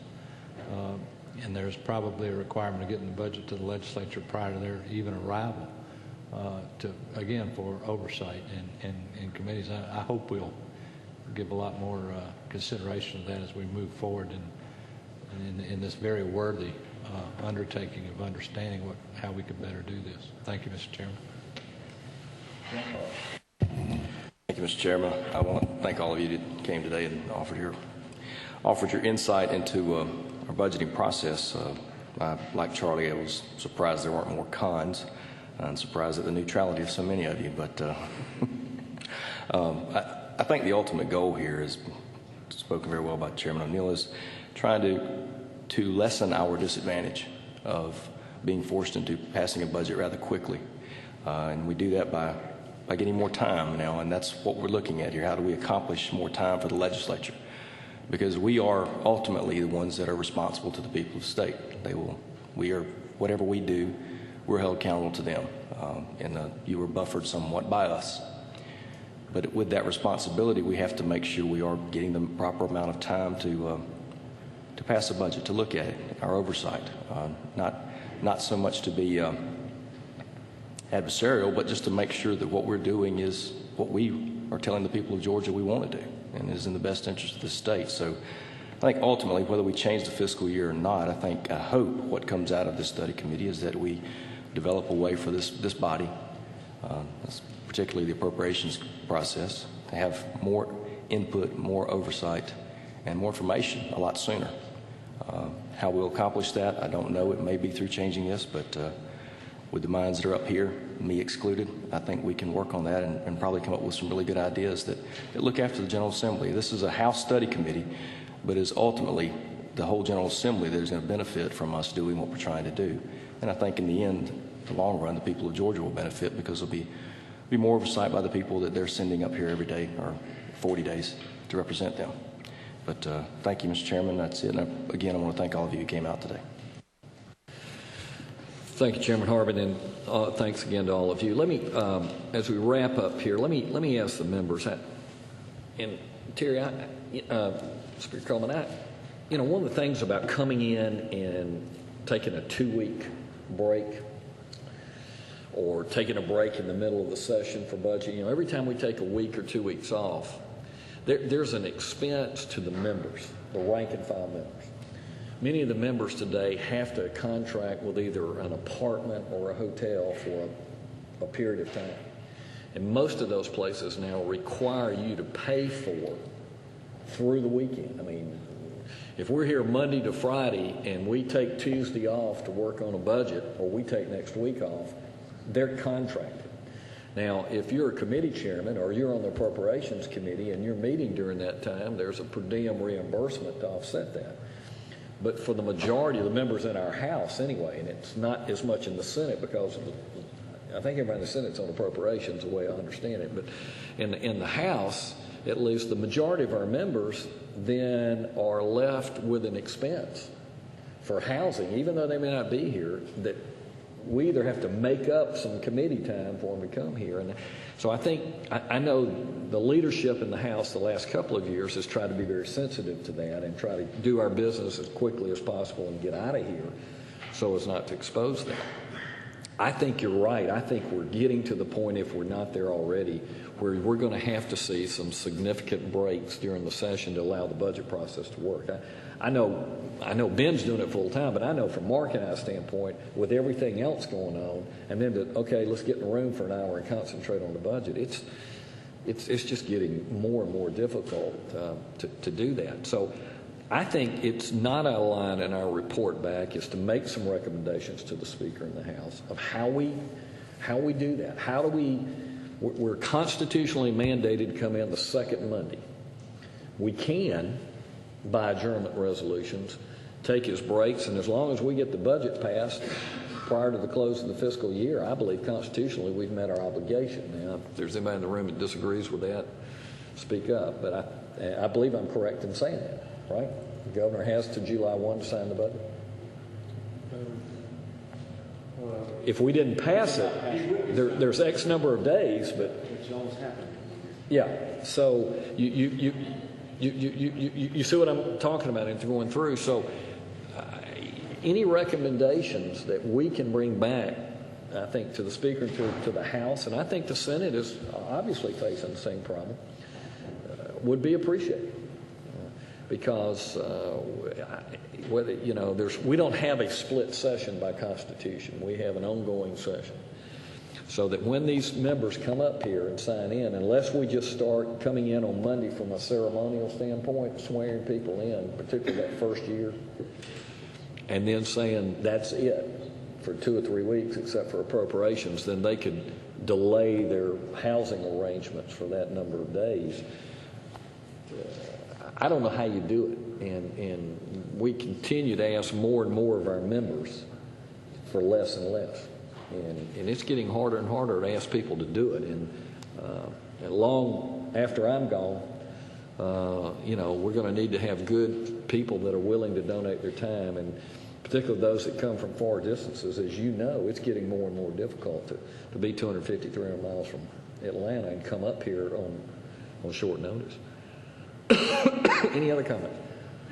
Chairman, I would just suggest to you that even members that are not on Appropriations Committee have a vital interest in the budget deliberations. I can recall when I wasn't involved in it at all and in the minority, I still audited every meeting I could get to in those days at my own expense. But I would remind the chairman, very gratefully to the leadership and the chairman here on behalf of the state, that we operate this General Assembly 50th in the nation in cost. There's no General Assembly in America that operates more efficiently than this one.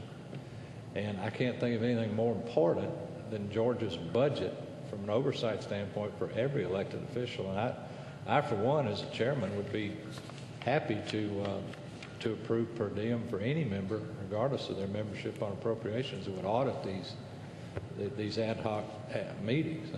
I think, but because of the definition of per diem, they had to stay and work. I wouldn't just give it to them to go home, but those that would have an interest in it, I can't imagine any that wouldn't, frankly, in their sworn duty. That probably is a recommendation that would be worthy of evaluation to be sent to the Speaker, I would think.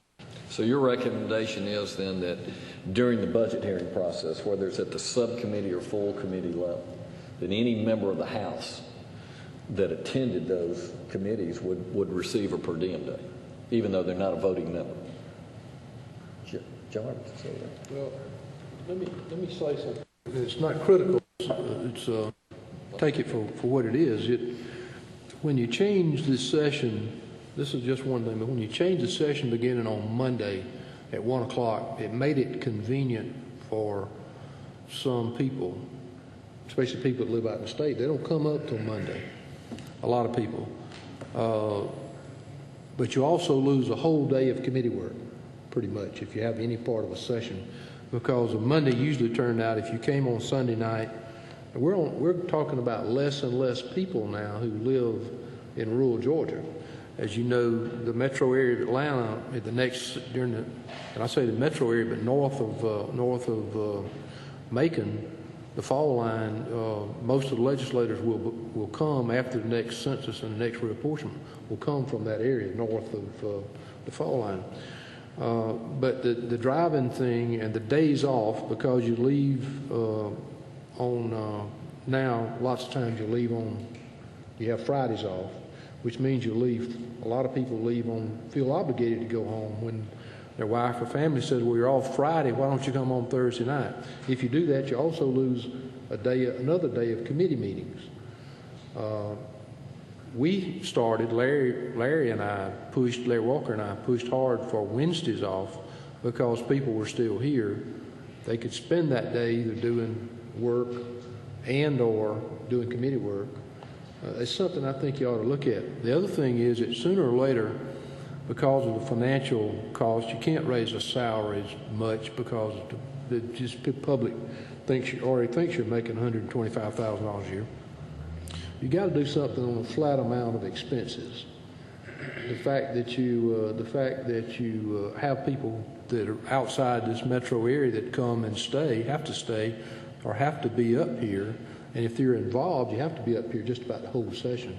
You've got to come up with something like Congress does, where you get more money the further you are away from the Capitol to pay your expenses. It's impossible for somebody living in St. Simons. Of course, you're already wealthy, but somebody, a young legislator living on on a small salary, living in Valdosta or like Jay Shaw in Lakeland. If Jay wasn't fairly well off, he'd have a hard time serving today. So you've got to look at that. You've got to, no matter what people might say, I think you're going to have to say that after we get the budget, we can't just go right to work on it. We got to take a week or 2 weeks off to look at this thing And let me tell you, OPB would much rather you take time looking at it because they're going to wind up cleaning up the mess that you might leave if you rush through this. So I think it's imperative. And if you do that, then you've got to make an allowance for people that want to stay here, as Larry said, and be involved in the budget.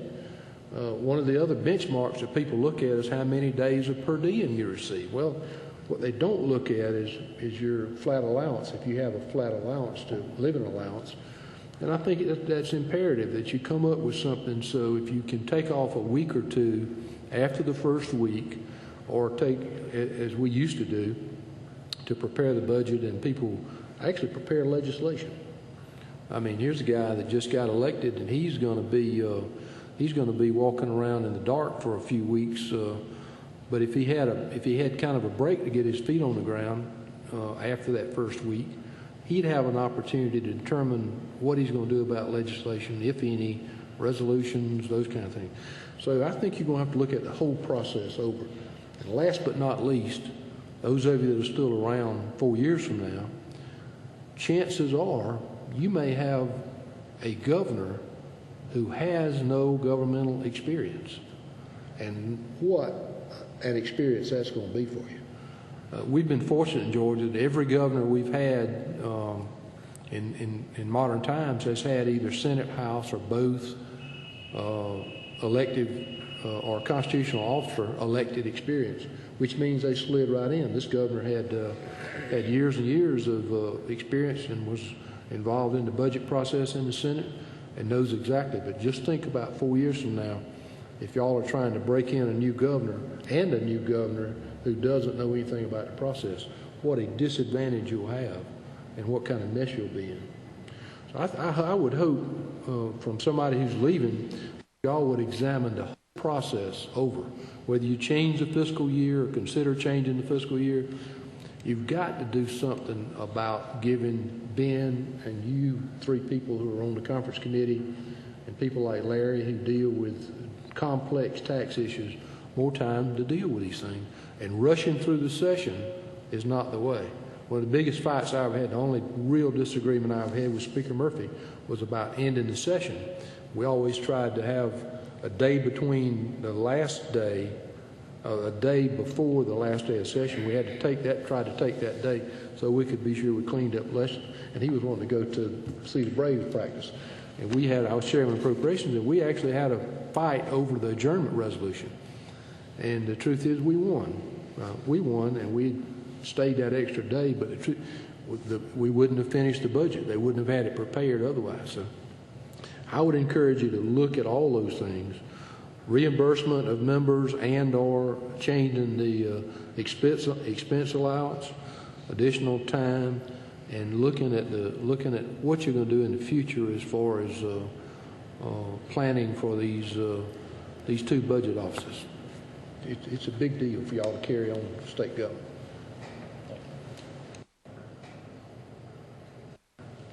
Well, thank you. Here's what I'm going to ask to do with members of the committee's permission. I'm going to ask with our House Research staff to sort of recap in writing the comments made here today, including these that were made as far as things to look at, get to each of you in writing for your notes in the next couple of weeks. Make any changes, additions that you want to make, get it back to her, and then we'll get a final draft for you to sign off on.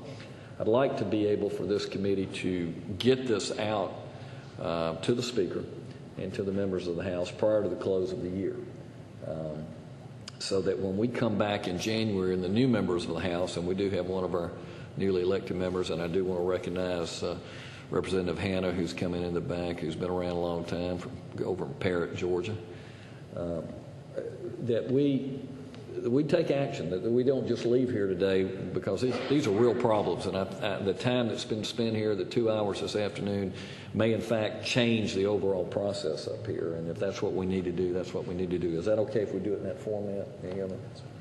All right. With that, members of the committee, thank you for your time. I appreciate it. Thank you, ladies and gentlemen. We're dismissed. Carrie.